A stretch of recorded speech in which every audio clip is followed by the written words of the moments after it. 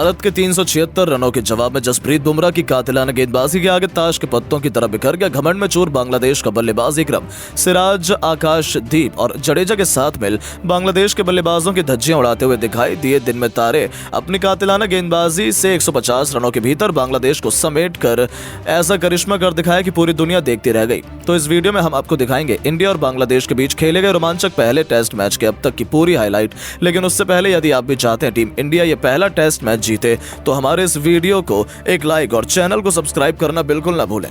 दोस्तों, 40 दिनों के लंबे इंतजार के बाद भारत और बांग्लादेश के बीच के मैदान पर रोमांचक पहले टेस्ट मैच का घमासान शुरू हो चुका है। इससे पहले दिन शुरुआत में तो बांग्लादेशी गेंदबाज खासतौर पर हसन महमूद ने भारत के टॉप ऑर्डर की धज्जियां उड़ा दी। रोहित कोहली से लेकर गिल का बल्ला भी फ्लॉप रहा।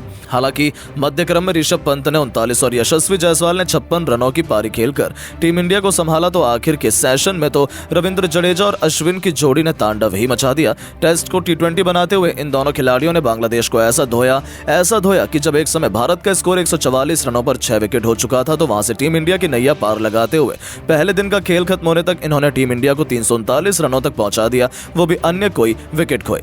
जहां रवि अश्विन 102 रनों की शतकीय पारी खेलकर इतिहास रच चुके थे तो रविंद्र जडेजा 86 रन बनाकर उनका मजबूती से साथ निभा रहे थे और पहले दिन का खेल खत्म होने तक टीम इंडिया बांग्लादेश की धज्जियां ऑलरेडी उड़ा चुकी थी। ऐसे में जब दूसरे दिन का खेल शुरू हुआ तब रविंद्र जडेजा जल्द से जल्द अपना शतक पूरा करना चाहते थे। वहीं बांग्लादेशी गेंदबाजों को वापसी के लिए विकेट चाहिए था।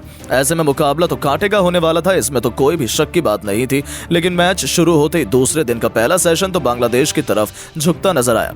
जी हां, बुलंद हौसलों के साथ मैदान में उतरे रविंद्र जडेजा इस बार दिन के तीसरे ही ओवर में ढेर हो गए। जब पारी का 83वां ओवर लेकर आए तस्कीन अहमद ने आखिरकार रविंद्र जडेजा को अपने जाल में फंसाया। गेंद उनके बल्ले का बाहरी किनारा लेकर सीधा विकेटकीपर लिटन दास के हाथों में चली गई और 199 रनों की इस ऐतिहासिक पार्टनरशिप का अंत आखिरकार तस्कीन अहमद ने कर दिया था। उनका सेलिब्रेशन जडेजा के विकेट की अहमियत बताने के लिए काफी था, लेकिन जाने से पहले जडेजा ने अपना काम बखूबी किया था। उन्होंने 124 गेंद पर 86 रनों की लाजवाब पारी को 10 चौकों और 2 खूंखार छक्कों से सजाया था। उनके आउट होने के बाद मैदान में उतरे थे आकाशदीप और आते उन्होंने कुछ ऐसा किया कि बांग्लादेश की खुशियां चुटकियों में मातम में तब्दील हो गईं। आते इस खिलाड़ी ने अगले ओवर में हसन महमूद का स्वागत पहली गेंद पर बैकवर्ड स्क्वायर लेग में चौका बटोर कर किया और सबको हैरान कर दिया। तो वहीं इस गेंदबाज की दहाड़ तो चीख में उस समय बदल गई जब तीसरी गेंद पर एक बार फिर आकाशदीप ने चढ़कर एक्स्ट्रा कवर के ऊपर से एक और चौका जड़कर टीम इंडिया को 350 रनों के पार ले जाकर खड़ा कर दिया। यह खिलाड़ी तो हसन महमूद के पीछे ही पड़ गया था। जडेजा का विकेट गिरने के बाद तो टीम इंडिया और भी अग्रेसिव अप्रोच अपना चुकी थी। उनकी कमी तो मैदान में आकाशदीप ने खेलने बिल्कुल भी नहीं दी थी, क्योंकि उन्होंने एक के बाद एक 4 खतरनाक चौके जड़ दिए थे। एक बार फिर बांग्लादेशी खिलाड़ी अपना सर पकड़कर बैठ गए कि कैसे इन दोनों खिलाड़ियों के तूफान को रोका जाए। लेकिन तभी तस्कीन अहमद के ओवर की 5वीं गेंद पर आकाशदीप अपना फोकस खो बैठे और बड़ा शॉट लगाने के चक्कर में संतों को अपना कैच देकर आकाशदीप पवेलियन लौट गए और उनके रूप में टीम इंडिया को 8वां झटका 367 के स्कोर पर लगा। लेकिन दोस्तों, आते ही जसप्रीत बुमराह ने पहली गेंद पर तस्कीन की मुस्कान छीनते हुए चौका जड़कर भारतीय फैंस की खुशियां 7वें आसमान पर पहुंचा दी थी। बांग्लादेश को तो समझ भी नहीं आ रहा था कि क्या किया जाए। 90 ओवर में टीम इंडिया 373 रन बना चुकी थी। लेकिन दोस्तों, बांग्लादेशी गेंदबाज तो नहीं, लेकिन अश्विनी आखिरकार अपना सब्र खो बैठे। तस्कीन अहमद को बड़ा छक्का लगाने के चक्कर में अश्विन ने गलती कर दी, गेंद हवा में गई और बांग्लादेश कप्तान संतो ने कोई गलती नहीं करी।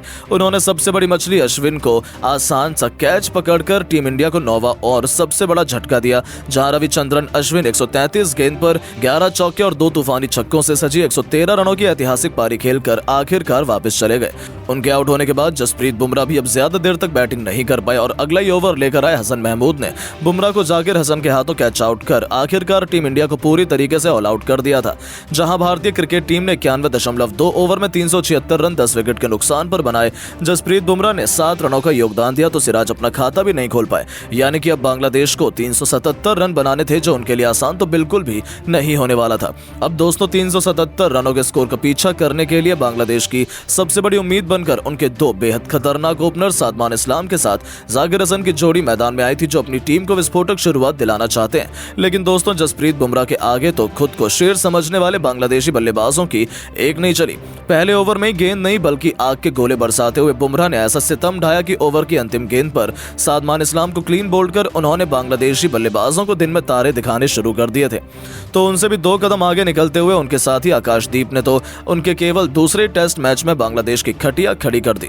जी हां, 8 ओवर में बांग्लादेश ने 22 रन बना लिए थे। जाकिर हसन और कप्तान नजमुल हुसैन संतो अपनी टीम को संभालने की कोशिश कर रहे थे, लेकिन तभी 9 ओवर लेकर आते हैं आकाशदीप और अपनी पहली गेंद पर उन्होंने जाकिर हसन के डंडे उखाड़कर इस खिलाड़ी को क्लीन बोल्ड किया और बांग्लादेश को दूसरा झटका दिया। तो उनके आउट होते ही बैटिंग करने उतरे मोमिनुल हक तो अपना खाता भी नहीं खोल पाए और आकाशदीप उन्हें क्लीन बोल्ड कर बांग्लादेश की कमर तोड़कर रख दी थी। जहां स्कोर बोर्ड पर पहला सेशन खत्म होने तक 9 ओवर में केवल 26 रन ही बने थे और बांग्लादेश के 3 बल्लेबाज भारत के सामने नतमस्तक हो चुके थे और पहला सेशन की समाप्ति तक टीम इंडिया ने बांग्लादेश पर पूरी तरीके से शिकंजा कसा हुआ था।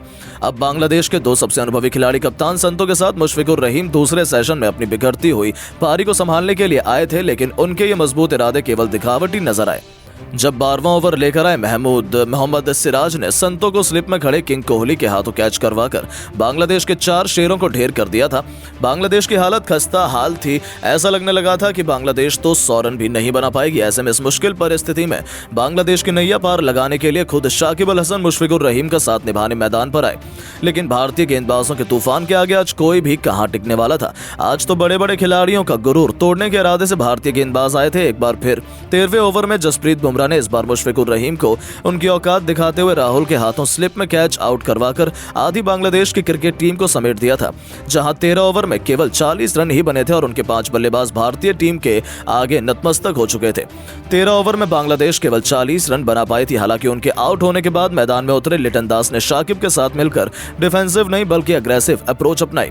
सिराज से लेकर बुमराह को आड़े हाथों लेते हुए इन दोनों खिलाड़ियों ने एक के बाद एक 4 चौके जड़कर अचानक से रनों की रफ्तार में इजाफा कर दिया था।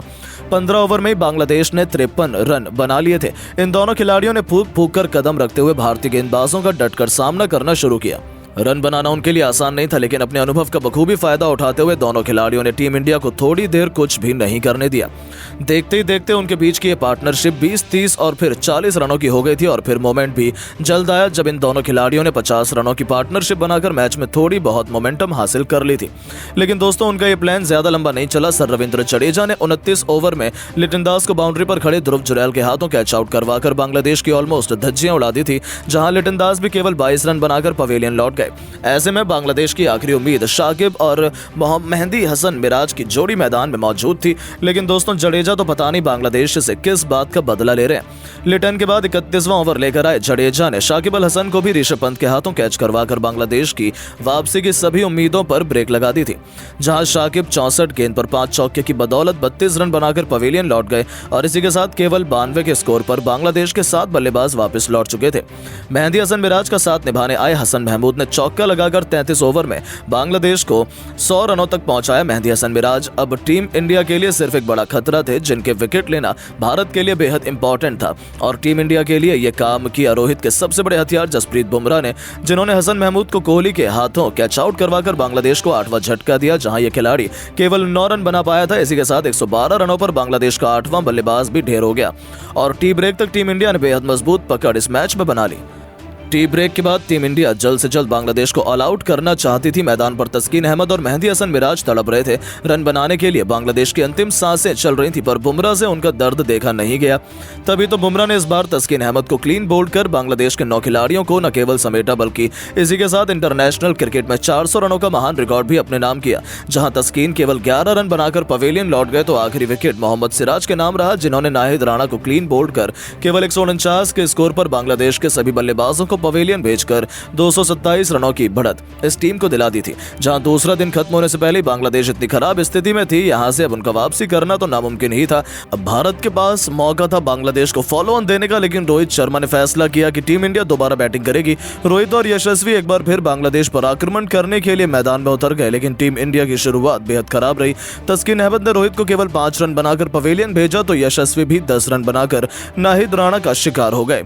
लेकिन उनके आउट होने के बाद बाद मैदान में उतरे शुभमन गिल ने विराट कोहली के साथ मिलकर बांग्लादेशी गेंदबाजों की बेरहमी से कुटाई करी। 12 ओवर में टीम इंडिया को 50 रनों तक पहुंचाया और दिन का खेल खत्म होने तक टीम इंडिया को बहुत बड़ी बढ़त दिला दी थी और टीम इंडिया आसानी से ये पहला टेस्ट मैच जीत जाएगी, यह कहना भी गलत नहीं होगा। लेकिन दोस्तों, अब आपको क्या लगता है, इस रोमांचक टेस्ट मैच में कौन बन सकता है मैन ऑफ द मैच? अपनी कीमती राय नीचे कमेंट करके जरूर बताएं और ऐसी शानदार खबरों के लिए चैनल को सब्सक्राइब जरूर करें। धन्यवाद।